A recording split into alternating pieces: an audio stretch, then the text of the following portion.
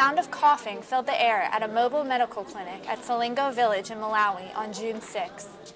Over 20 Ministry of Hope staff members and volunteers and a handful of doctors from surrounding hospitals set up medical equipment while hundreds of villagers, many of whom had been waiting for hours, stood in line to receive their medical evaluations. Children were weighed at the first station at the clinic, where it became apparent that most suffer from malnourishment. They're not getting fed as much as they need to be healthy adults. The most common disease found at the clinic, malaria, is also the most dangerous. Clinic workers estimated there to be over 30 cases of malaria by the end of the day, some of those cases among young children. 5-year-old Salos arrived at the clinic too sick to stand up. His mother carried him for miles to Selengo in seek of medical help for her son.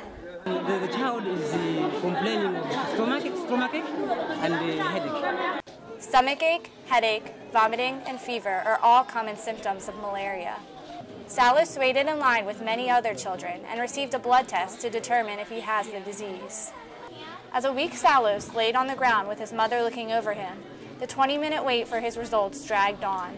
Because of the severity of his sickness, Salos was allowed to skip the long line to hear his results from the doctor as soon as they were ready. Salos was found positive for +3 malaria. When they say +3, it's a severe case, whereby failure to access treatment immediately can be fatal. Jimmy, the village spokesperson, witnesses severe cases of malaria at Selengo far too often. 1 out of 4 children in the village are dying of malaria annually. It's a bit scary and it's touching to see innocent children like this dying so prematurely.